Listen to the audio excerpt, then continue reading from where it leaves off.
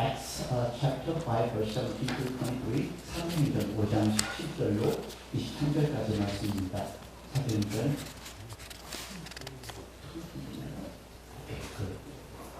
사도행전 5장 17절로 23절까지 말씀 Acts chapter 5 verse 17 to 23 같이 공부하겠습니다. 17절로 23절까지 말씀입니다. 신약성경 리퍼링션 PMR로 페이지 195, 195쪽입니다. 다같이 공독하겠습니다.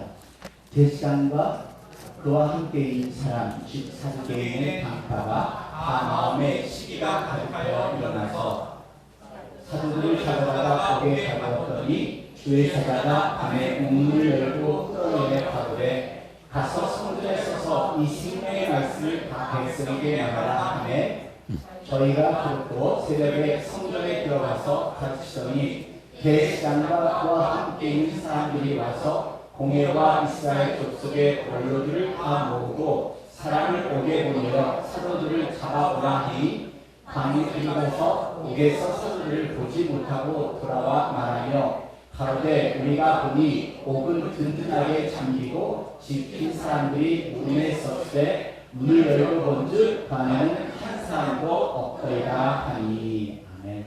예기 목사님 말씀할 때 한대 받치기를 바랍니다. 좋은 아침입니다. 할렐루야. 환절기에 몸조심하라는 얘기 많이 들으셨죠? 어제 그저께 조금 온도가 내려가가지고 밤에 추워가지고 몇 번 깨긴 했는데 게을러가지고 블랭켓을 하나 더 덮으면 되는데 덜덜 떨면서 잔 것 같아요.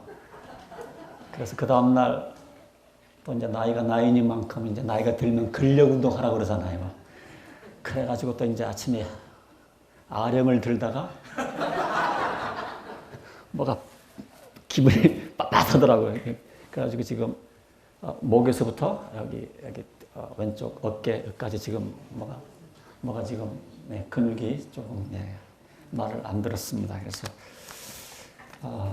어제는 너무 당황이 되더라고요. 설교는 준비는 다 해놨는데 이게 말씀을 전할 수 있을까 생각을 했는데 약을 먹고 또 좀 시간이 지나니까 좀 괜찮아서 이렇게 단위에 서게 되었습니다. 감사하고요. 우리 버지니아 제일침례교회 예배가 정말 색다릅니다. 제가 그냥 칭찬하는 소리가 아니라 참 예배가 밝고 아름답고 참 하나님의 그 임재하심을 느낄 수 있는 이런 예배, 매주일 여러분 이렇게 모일 때마다 이런 예배를 드리는 거 하나님 앞에 참 감사하게 생각을 하시고 아마 이 찬양이 참 중요한 역할을 하는 것 같아요. 우리 찬양대 또 찬양팀 너무 감사하고 또 예배를 위해서 또 기도해 주시는 우리 중보하시는 분들이 있으시죠? 아마 그분들의 그 기도빨인 것 같습니다. 정말 이렇게 말씀을 전하려고 딱 쓰면 벌써 여러분들 뭐 성령 충만, 은혜 충만이야 보니까. 그래서 이제 보통 설교자들이 설교를 하기 전에 보면 한참 애먹거든요. 이제 교인들을 좀 이제 은혜 받게 하기 위해서. 근데 벌써 지금 은혜 다 받았어 그냥. 찬양 몇 곡 더 부르고 내려갔으면 좋겠어 그냥. 오늘 같은 날은 그냥 이 목이 그냥 이런데 이 앞에 앉았다가 또 김원배 집사님이 또 앞으로 나가래. 근데 이 스크린이 또 바로 위에 있어가지고 위에 또 쳐다보다가 더 지금 삐끗했어. 김원배 집사님 저 파스 좀 이따가 좀 사오세요. 책임지시고. 좀 괜찮았는데 그 스크린 보느라고. 그렇습니다. 자, 오늘 이렇게 말씀 전하게 돼서 너무 감사하고요.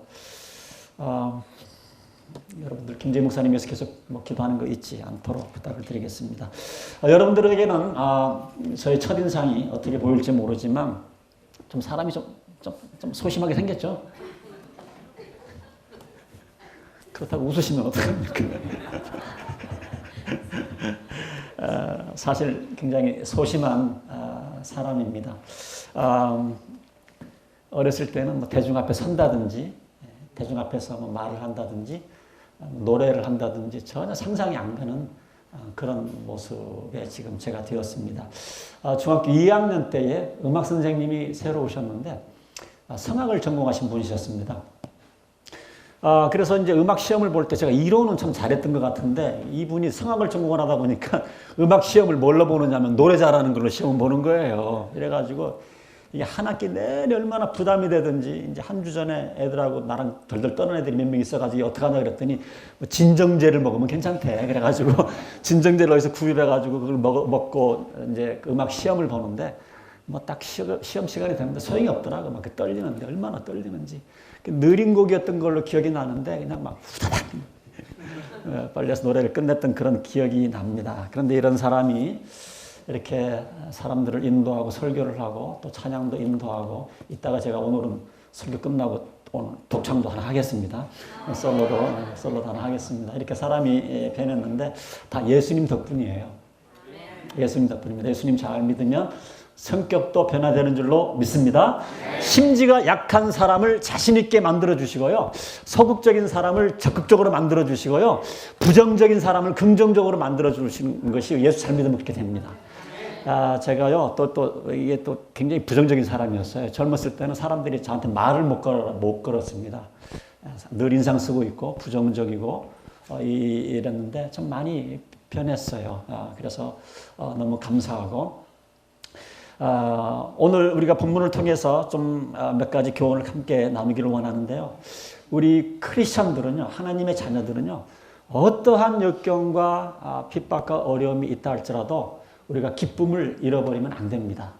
기쁨을 잃어버리면 안 되는데 오늘 본문에 보면 우리 하나님의 자녀들이 역경 가운데 있다 할지라도 우리가 기쁨을 잊지 않을 수 없는, 기뻐하지 않을 수 없는 한 몇 가지 이유가 있는데 함께 좀 오늘 말씀을 나누면서 서로 은혜 받는 시간이 되기를 소원합니다. 자, 오늘 사실은 42절까지가 다 이렇게 본문 말씀인데 너무 길어서 제가 23절까지만 이렇게 끊었습니다. 나중에 중간중간에 또 말씀을 드리겠지만 오늘 본문에 나오는 사도들의 모습을 가만 보면 정말 이게 복음을 전하다가 어려움이 찾아오니까 낙심하고 슬픔에 젖어야 될 터인데 그러지 아니하고 예수님의 제자들이 기뻐하는 이런 모습들을 보게 됩니다. 사실 요 전장에 보시면 베드로하고 요한을 잡아갔어요. 그래가지고 체포돼서 경고를 받고 풀려났는데 오늘 본문 말씀은요 12명의 사도들이 다 붙잡혀 들어갔어요. 복음을 전하다가. 그래서 나중에 심한 몇 가지 이제 맞게 되는데 자 이렇게 핍박이 가중되고 점점 어려워 역경이 닥치는데 그 가운데 제자들의 모습을 보면 정말 놀랍습니다. 제자들의 모습을 보면 위축이 됐거나 물러섰거나 두려워하지 아니하고 조금만 읽어드릴까요? 5장 41절에 보면 읽지는 않았죠 우리가 읽는데 마지막 41절 2절까지 있는 41절에 보면 매를 맞고 풀려난 제자들의 반응을 이렇게 묘사를 해주고 있습니다. 사도들은 예수의 이름 때문에 모욕을 받을 수 있는 것을 그 다음에 뭐라고 나와 있냐면 기뻐하면서 이야, 이게 대단한 겁니다. 사도들은 예수의 이름 때문에 모욕을 받을 수 있는 것을 기뻐했다라고 말하고 있어요. 기뻐하면서 의회에서 물러났다. 핍박이 심했지만 거기서 낙심하지 아니하고 오히려 기뻐했다라고 성경은 기록을 해주고 있고 42절에 보니까 마지막 절에 보니까 그들은 날마다 성전에서 그리고 이 집 저 집에서 쉬지 않고 가르치고 예수가 그리스도임을 전하였다. 집에서만 가르친 것이 아니라 성전에서도 여기 성전은 예루살렘 성전입니다. 예루살렘 성전 한복판에 가서 담대하게 가르쳤다. 참 신기하죠. 핍박이 극심하면 극심해질수록 사도들은 더욱더 담대해지고 더욱더 기뻐한 거예요. 자, 어떻게 이런 일들이 있을까요? 두 가지 함께 보겠는데 첫 번째로 자 우리 크리스찬들이 핍박 가운데 역경 가운데 고난 가운데 어려움 가운데 우리가 기뻐하지 않을 수 없는 첫 번째 이유가 뭐냐면요 하나님의 능력이 이때 나타납니다. 믿으시면 한번 아멘 하시기 바랍니다. 우리 기독교는 참 역설적이에요. 우리 생각하고 완전히 바뀝니다. 180도 바뀌는 게 우리 기독교예요. 하나님의 능력은요 항상 어려움 가운데, 핍박 가운데, 역경 가운데 나타나기 때문에 그렇습니다. 그래서 여러분들 생활에 아무 불편함이 없는 사람, 생활이 평안하신 분들 뵈면요 간증거리가 있을까요, 없을까요? 질문 던지는 거 보면 알잖아. 없는 거. 생활이 편안하신 분들 보면요, 간증거리가 없어요. 자녀도 잘 자라고, 뭐 경제적으로 문제 없고 건강하고 이런 사람들 보면요, 뭐 간증이 있냐? 물론 뭐 간증 잔잔한 소소한 건 있겠지만 큰 간증거리들은 없습니다. 거의 없다고 보시면 됩니다. 왜냐하면 하나님의 능력은 핍박 가운데, 고난 가운데, 환난 가운데, 역경 가운데 나타나기 때문에 그런 거예요. 이 역경이 크면 클수록 하나님의 능력은 점점 더 커지게 됩니다. 지금은 고인이 되셨지만 사랑의 교회 옥하는 목사님이 늘 하시던 말씀이 있어요. 우리 크리스찬들에게 고난은 변장된, 디스가이스된 하나님의 축복의 통로이다. 믿으시면 아멘 하시기 바랍니다. 버지니아 절침역에 보니까 뭐 아픈 사람도 이렇게 많고 어려움 가운데 사람들이 왜 이렇게 많은지, 이게 좌절할 일이 아니에요. 하나님의 능력이, 하나님의 은혜가 더 크게 임하려고 지금 하나님께서 지금 준비시키고 계신 것 같아요. 특별히 담임 목사를 이렇게 아프시게 만드시는 이유는 반드시 거기에 이유가 있다고 저는 생각을 합니다. 무슨 지금 큰 일을 이루시기 위해서. 왜 이렇게 교회에 담임 목사님에게 이렇게 건강에 어려움을 주시나. 자, 오늘 5장 12절에 보시면 누가는 이렇게 기록합니다. 사도행전은 누가 기록했죠? 땡큐. 네, 사도행전은 누가가 기록했습니다. 누가가 기록했는데 12절에 보니까 사도들의 손을 거쳐서 많은 기적과 놀라운 일들이 백성 가운데 일어났다. 15절에 보니까 심지어는 병든 사람들을 거리로 메고 나가서 침상이나 깔자리에 눕혀놓고 베드로가 지나갈 때 그 그림자라도 그들 가운데 누구에게 덮이기를 바라였다. 사도 바울이 베드로가 얼마나 그 영역이 셌냐면 이 사람이 지나갈 때 그 그림자만 스쳐 지나가도 병든 자들이 나을까, 이런 마음으로 병자들을 막 기꺼내는 거예요. 하나님의 능력은 고난 가운데, 핍박 가운데 나타납니다. 그렇기 때문에 우리 하나님의 자녀들은요, 고난이 찾아와도, 역경이 찾아와도 기뻐할 수 있는 이유가 바로 여기에 있는 건데, 사도들에 대한 핍박이 더 커지면서 오늘 본문에 보니까 하나님의 능력도 거기에 정비례해서 더 커지는 것을 보게 됩니다. 자, 오늘 천사가 나타나요. 천사를 통해서 구원받는 사건이 나오는데 18절에서 25절까지 설명이 되어 있어요. 사도들을 가두다가 옥에 가두었는데 밤에 주의 천사가 감옥문을 열고 그들을 다 데리고 나와서 성전에서 복음을 증거하게끔 만들어 놓은 겁니다. 이 말을 듣고 이제 그 제사장들이, 이제 그 교회 지도자들이, 종교 지도자들이 다 불러 모아서 이제 그 감옥에서 12제자들을 이제 부르려고 사람들을 보내놓으니까 세상에 경비원들은 그대로 가만히 있고 감옥문도 그대로 있는데 12명이 다 없어진 거예요. 그날 밤에 주의 천사들이 예수님의 12제자들을 다 끄집어낸 겁니다. 표시합니다. 저는요, 오늘 이 성경 이제 말씀을 읽으면서 제 기억이 나는 게, 옛날에 이제 믿음이 없을 때는 이런 사건을 읽으면 참 이게 참 찜찜했어요. 이게 내가 믿음이 없어서 그런 건가? 도대체 또 이런 거는 또 안 믿겨지는 거예요, 여러분. 여러분들은 어떻게 잘 믿겨지시나요? 지금 감옥에 열쇠로 갇혀 있고 간수들이 있는데 주의 천사들이 나타나서 예수님의 12제자들을 다 구출했다고 하는 사건. 예수 믿는 건 좋은데 세상에 이런까지 믿어야 되나? 그렇게 한번 좀 생각했던 그런 기억이, 옛날에 그런 기억이 나는데, 그런데 예수님께서 죽으시고 돌아가시고 사흘 만에 부활하신 것이 역사적인 사실이라는 것이 부인할 수가 없고, 또 성경을 기록하신 분들의 그 인격을 보니까 뭐 거짓말할 것 같지 않은 것, 이런 인격에 하자가 없는 사람들이고, 또 여러분 성경은요, 제가 지난 수요일날 오신 분들에게는 말씀드렸는데, 특별히 신약 성경은요, 예수님이 죽으시고 부활하시고 승천하신 다음에 25년에서 약 한 35년 사이에 기록된 말씀이 신약 성경이에요. 요한계시록이 제일 늦게 기록되어 있고요. 자, 그러니까 얼마나 정확하겠어요. 제가 신학 공부하기 전에는요, 이 신약 성경이 적어도 한 200년, 300년 후에 기록된 걸로 알았는데요. 세상에 25년에서 한 35년 사이 성경이 39권은 거의 다 쓰여져 있어요. 27권은요. 우리 버지니아 제일침례교회가 창립한 지 지금 한 31년? 예. 노원성 집사님 몇 년 되셨죠? 예, 30년 됐어요. 근데, 자, 지금 이제 우리가 그때 개척하신 분들이 나이가 들어가십니다. 이제 교회가 좀 기록을 남긴다고 생각을 하면 우리가 그 당시를 우리가 상상을 하면서 김재인 목사님을 모시고 교회를 개척했는데 그 당시 생각하면서 교회 초기에 무슨 일이 있었던지를 여러분 서술할 수가 있겠죠. 저도 교회가 개척할 때에 몇 번 가서 말씀도 전하고 또 재직들을 훈련시킨 기억이 나는데 그때 기억을 더듬어서 기록을 할 수가 있습니다. 마찬가지로 우리 신약 성경이 예수님 승천하신 다음에 25년에서 35년 사이에 예수님의 제자들에서 기록이 되었으니까 정확하죠. 거기에도 성령께서 도와주셨으니까 1.1핵이라도 틀린 것이 없이 정확하게 기록되었을 거라고 저는 믿습니다. 자, 그런데 천사에 대한 얘기가 나오는데 여러분, 저는 목사들 가운데 어떤 분들은 천사를 믿지 않는 목사도 있는데 저나 우리 김재희 목사님은 좋은 신학교를 나왔기 때문에 천사를 믿는 목사들입니다. 천사에 관한 책들이 많이 있는데 빌리그리암 목사님도 그 천사론 책을 써서 많이 읽혀지고 있는데 특별히 오늘 아침에 좀 소개해드리고 싶은 것은 그 러셀 오브 엔젤스라고 하는 한국말로 구태여 번역을 하자면 천사의 옷자락 소리라는 그런 책이 있습니다.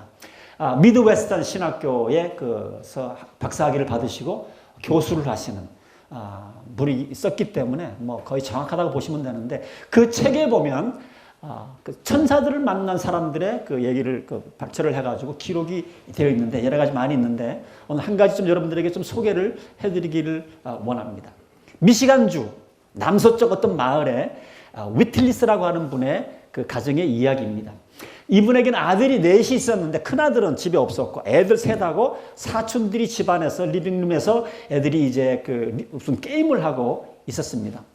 그런데 그 남자 그 분은 부엌에서 있었는데 갑자기 바깥에서 초인종 소리가 들리는데 미국의 큰데 시골에 가보면 아시다시피 누가 사람들이 찾아오지 않습니다.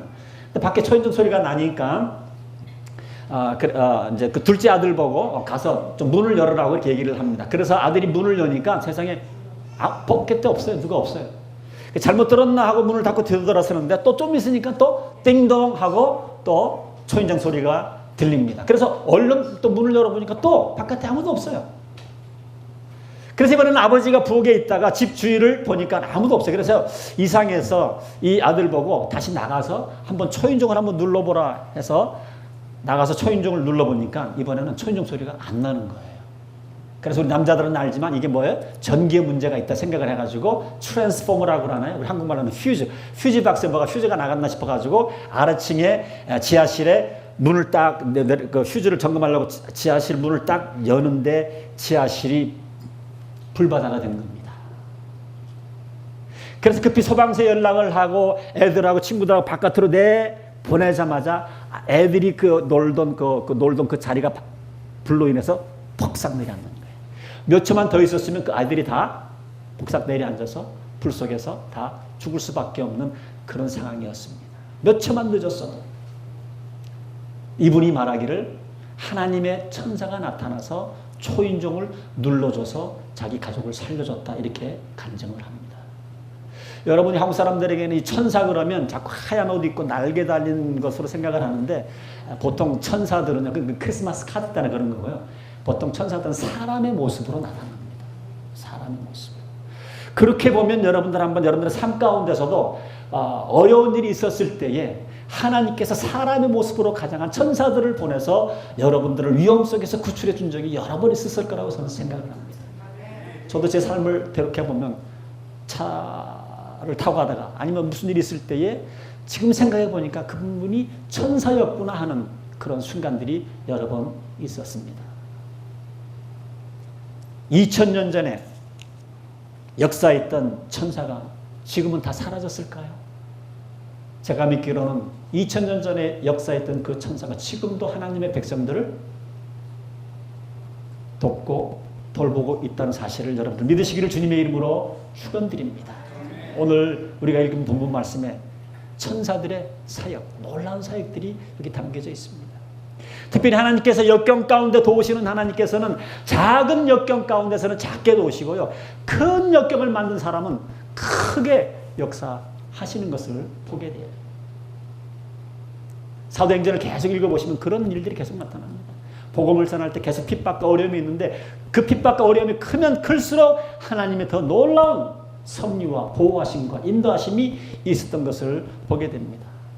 이스라엘 백성들이 광야에서 40년 동안 광야 생활을 할 때 여러분들 뭐 얘기 일일이 다 하질 않아도 얼마나 많은 그런 기적들을 이스라엘 백성들에게 보여주셨습니까? 애굽을 탈출하던 이스라엘 백성 앞에 홍해가 가로막았을 때에 홍해를 가르셨어요. 여호수아가 인도하는 이스라엘 백성이 아말렉과 전쟁이 벌어졌을 때 잘못하면 이스라엘 백성이 멸망할 수 있는 그런 위치에 있었을 때에 태양까지도, 여러분 성경에 그런 내용이 있는 거 아세요? 태양까지도 하나님이 멈추셨던 그런 놀라운 기적을 베푸셨던 것을 보게 됩니다. 그래서 우리가 이런 사실을 알면요, 여러분들이 하나님의 자녀가 아니라고 한다면 걱정이, 염려거리가, 핍박이 오면 걱정하셔야 돼요. 그러나 여러분들이 예수 그리스도를 통해서 나는 분명한 하나님의 자녀라는 확신이 있으신 분들에게는요, 우리에게 어떤 역경이 다가와도 우리는 기뻐할 수 있게 되는 거예요. 믿으시면 아멘 하시기 바랍니다. 하나님께서는요, 역경 가운데 도우시는 분이시고 역경 가운데 그분의 능력을 나타내시는 분이세요. 그래서 아까 제가 말씀드린 것처럼 늘 삶이 다 평탄한 사람들은요, 하나님의 능력을 경험할 수가 없어요. 그렇다고 해서 일부러 또 역경에 빠질 필요는 없지만 인생을 살아가다가 예기치 않는 그런 어려움과 역경이 있을 때에 우리가 좌절하지 말아야 할 이유가 바로 거기에 있는 겁니다. 자, 두 번째로 마지막, 우리가 역경 가운데, 어려움 가운데 우리가 기뻐할 수 있는 이유는요, 아까도 제가 말씀드린 것처럼 우리 기독교는 역설적인 종교입니다. 이상하게 하나님께서는요, 역경 가운데, 어려움 가운데 하나님의 일을 이루십니다. 믿으시면 한번 아멘 하시기 바랍니다. 아까 제가 왜 이렇게 버지너 제일 침례 교회 우리 성도님들에게, 목사님 비롯해서 이렇게 어려운 일들이 많은가, 뭔가 하나님께서 이루시기를 원하시는 그 뭔가가 있는 것 같아요. 제가 보니까 다른 교회보다도 조금 더 역경과 어려움이 더 있는 것 같아요. 근데 그 감당할 수 없는 교회는요, 그런 어려움과 역경을 주지 않습니다.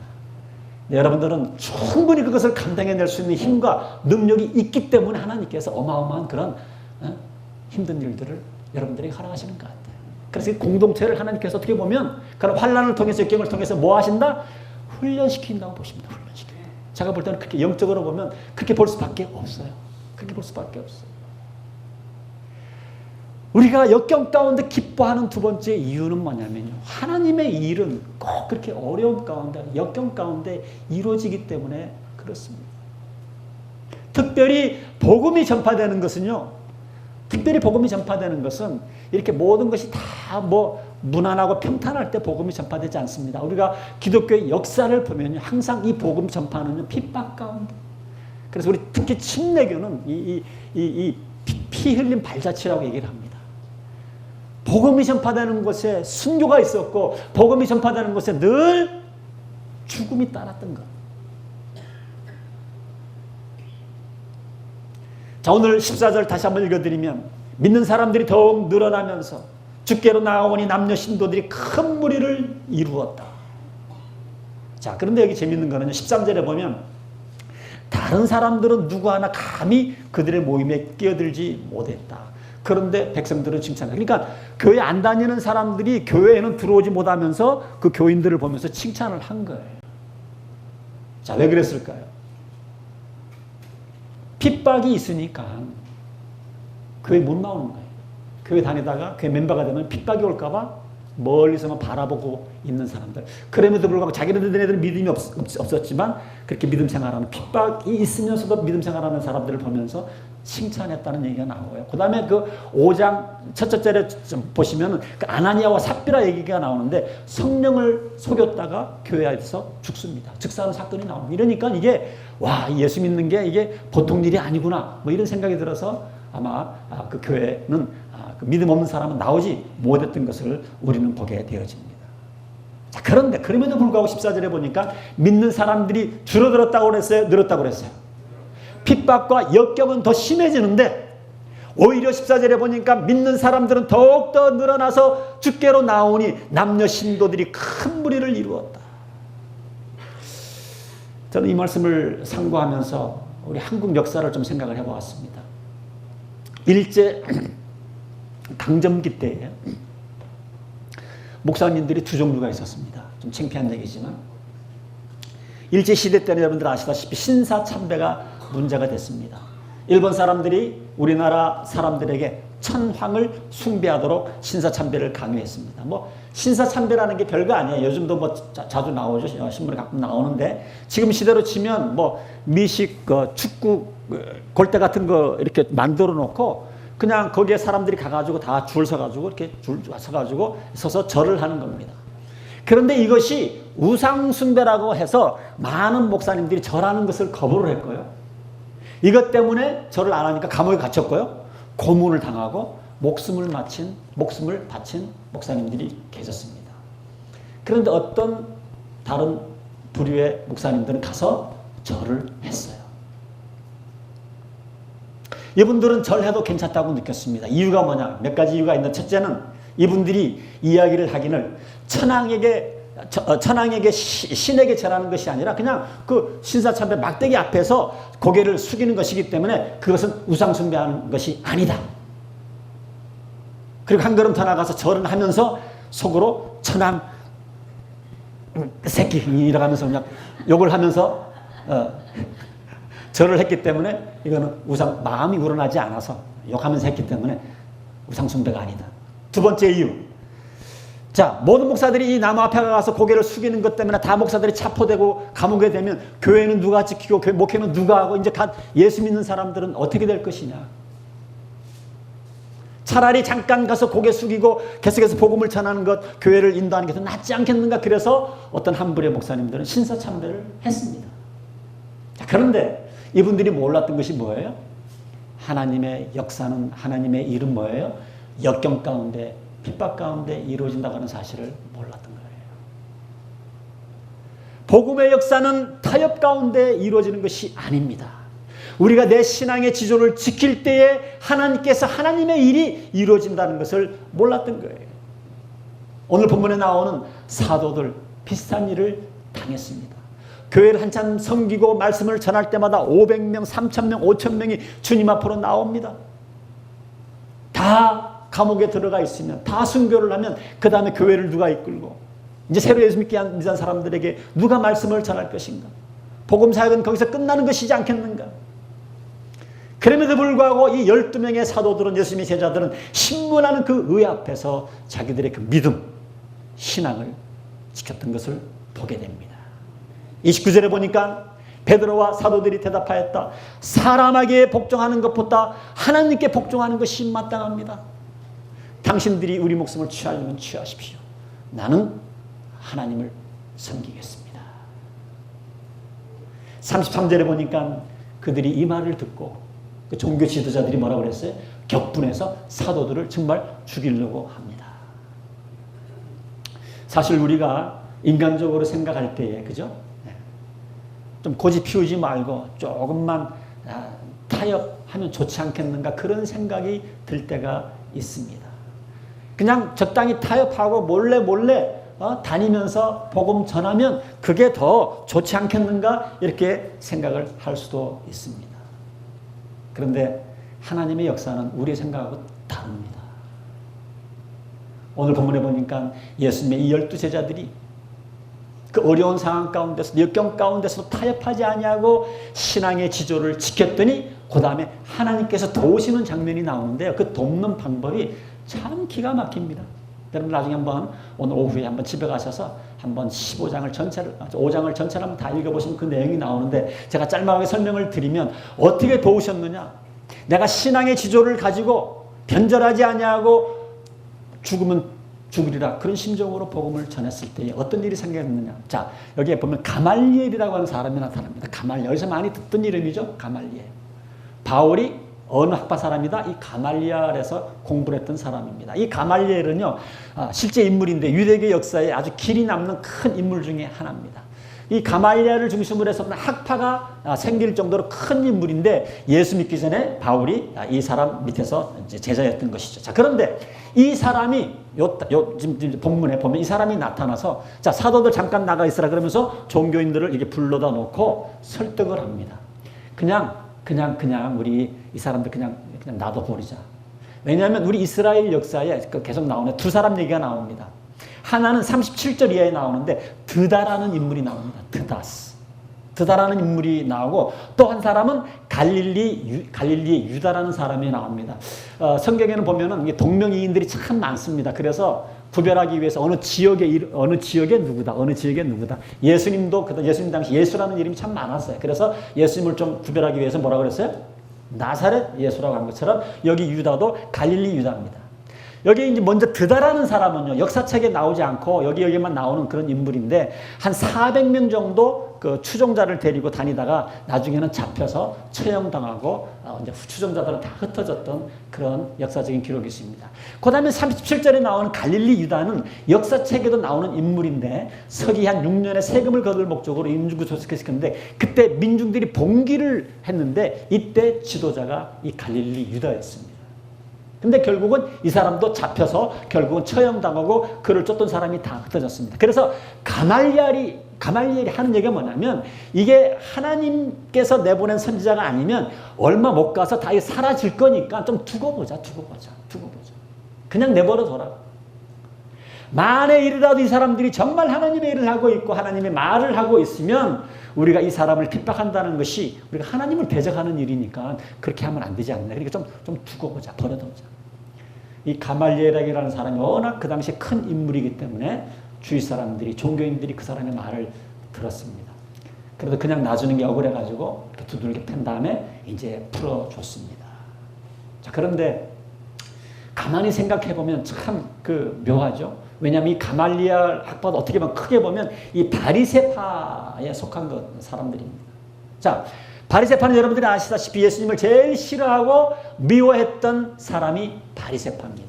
근데 하나님께서 이 사람을 불러서 사도들을 구원했을 뿐만이 아니라 이것이 나중에 이제 판례 비슷하게 되어서 계속해서 자유롭게 복음을 전할 수 있는 길을 트여준 사람이 가말리엘입니다. 신앙의 지조를 지켰고 신앙의 지조를 지켰을 때에 하나님께서 생각지도 않은 가말리엘이라는 사람을 통해서 살아날 길을 마련해 주셨고 계속해서 복음이 전파될 수 있도록 하나님께서 문을 여셨습니다. 할렐루야. 여러분, 다른 거는 몰라도요, 복음에 관한 것은 타협하면 안 됩니다. 복음에 관한 것. 이상하게 복음은요, 오히려 고난과 핍박과 역경 가운데 퍼지고 고난과 핍박 가운데 하나님의 일은 이루어집니다. 하나님께서 무슨 엄청난 큰 일을 이루시려는지는 모르지만 지금 하나님께서 우리 버지니아 제일침례교회를 담임 목사님을 비롯해서 모든 공동체에게 이런 어려움과 역경을 통해서 지금 뭔가 훈련시키시고 하나님께서 뭔가를 지금 일을 이루시는 것 같아서 친구인 목사로서 지금 뭔가 저도 굉장히 기대가 되는 부분입니다. 뭔가 굉장히 기대가 되는 부분입니다. 우리 선배 신앙인들은 아마 제가 이 얘기를 하면 잘 이해가 될 걸로 생각을 하는데, 우리 부모님 세대, 또 저희 세대에도 그런 분들이 있었어요. 안 믿는 가정에 어떤 분이 처음 예수를 믿는다든지 아니면 안 믿는 가정에 시집을 가게 되면 제일 먼저 부딪히는 게 뭐죠? 한국은 유교 문화권 가운데 있기 때문에 제사 문제죠. 제사 문제. 그래서 어떤 분은 그냥 부딪히는 것이 싫어서 음식도 만들고 또 그 앞에 가서 절도 합니다. 어떤 분은 내가 자꾸만 여기서 부딪히고 싸우면 오히려 가족들이 예수 믿게 될 기회가 줄어들지 않겠나 해서 그냥 타협을 해버리고 가서 넙덕절을 해버리고 맙니다. 그런데 여러분, 그렇게 타협해가지고 예수 안 믿는 가정을, 식구들을 주님 앞으로 인도해냈다는 감정을 들은 적이 없습니다. 우리 신앙의 선배들은 잘 알지만 오히려 안 믿는 가정에 시집가서 안 믿는 가정에서 내가 먼저 복음을 받아들인 다음에 가족들의, 친척들의 그런 핍박이 있음에도 불구하고 내 신앙의 지조를 지켰더니 결국은 10년 후에, 결국은 15년, 20년 후에 온 가족이, 온 친척이 예수 믿는 놀라운 일들이 일어나는 이유가 어디에 있습니까? 신앙을 타협하면 복음이 들어가는 게 늦습니다. 왜 그렇습니까? 하나님의 역사는 고난 가운데, 탄압 가운데 이루어집니다. 신학교에서 교회 역사를 공부를 해보니까요, 복음의 역사는 핍박의 역사예요. 핍박의 역사. 지금도 1년에 거의 약 한 1,500명, 1,600명의 사람이 여러분 순교한다는 사실을 알고 계시나요? 신문에 나지 않아서 그렇지 지금도 복음을 증가한다는 그 이유 때문에, 내 신앙의 절개를 지킨다는 그 이유 때문에 1년에 1,500명에 1,600명의 사람들이 죽습니다. 하나님의 역사는 고난 가운데, 탄압 가운데 이루어집니다. 우리 버지나 제일천국교회 성도님들에게 부탁드립니다. 특별히 신앙적인 문제로 충돌이 있고 역경이 있고 탄압이 있을 때에는 신앙의 지조를 버리지 마시기를 주님의 이름으로 축원드립니다. 무슨 일이 있어도 신앙의 지조만큼은 버리지 않기를 주님의 이름으로 축원드립니다. 내가 신앙의 지조를 지키면 그때 바로 하나님께서 도우실 통로를 여러분들이 열게 되는 겁니다. 그래서 우리는 역경 가운데 기뻐할 수 있는 이유가 바로 여기에 있는 겁니다. 역경 가운데서 우리는 뭐예요? 하나님의 능력을 체험할 수 있고, 또 역경 가운데 하나님의 일이 이루어지는구나, 이것을 여러분들이 아셔서 어떠한 상황 속에서도, 오늘 대표 기도를 그렇게 해주셨는데 어떤 상황 속에서도 기쁨을 잃지 않냐고, 평안을 잃지 않냐고 하나님을 섬길 수 있는 우리 버지니아 7,000명의 모든 성도님들이 되시기를 주님의 이름으로 축원드립니다. 제가 중학교 2학년 때에 음악 시간에 노래를 불러가지고 미를 맞았는데, 오늘 그 실력으로 여러분들에게 찬양 하나 불러드리겠습니다. 처음은 제가 한번 부르겠습니다. 두 번째 할 때는 같이 따라 해주시면 고맙겠습니다. 날이 저물어 갈 때, 빈들에서 걸을 때, 그때가 하나님의 때, 내 힘으로 안 될 때, 빈손으로 걸을 때, 내가 고백해 여호와 이래. 2절입니다. 우리 모인 이곳에 주님 함께 계시네, 누리네 아버지 은혜. 적은 떡과 물고기 내 모든 걸 드릴 때, 모두 고백해 여호와 이래. 주가 일하시네, 주가 일하시네, 주께 아끼지 않는 자에게.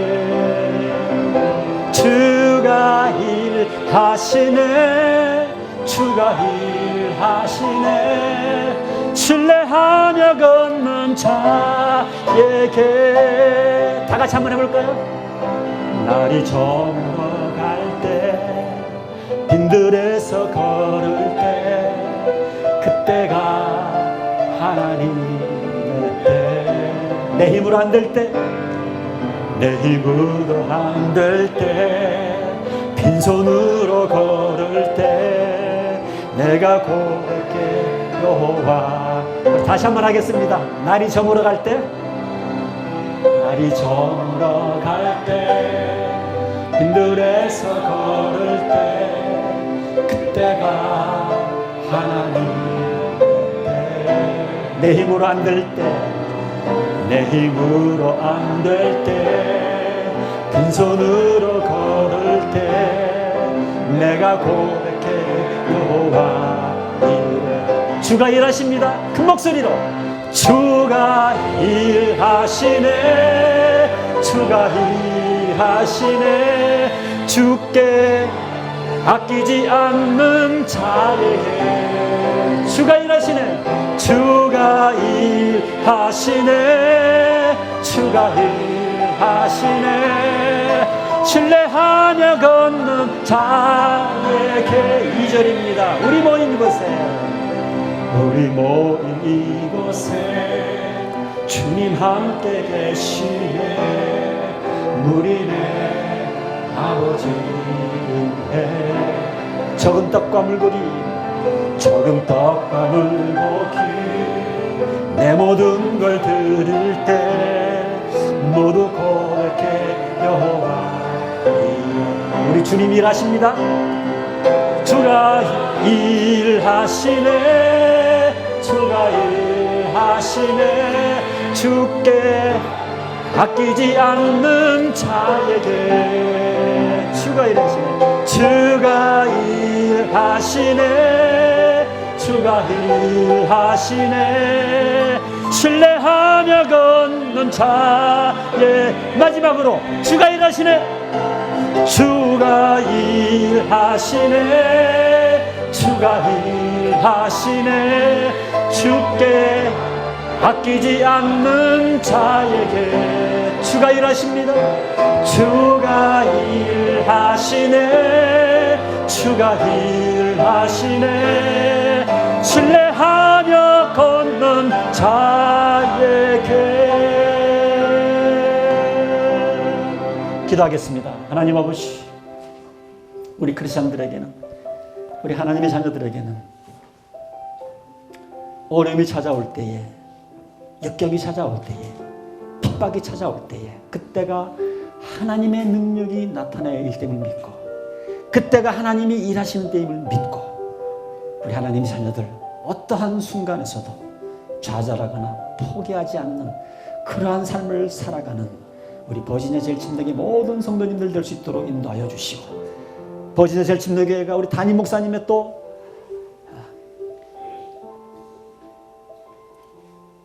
아픔으로 말미암아 또 모든 성도님들이 또 질병으로 고통 가운데 있지만, 하나님께서 이 모든 것들을 들으셔서 하나님의 영광을 위해서 사용할 줄로 저희들이 믿습니다.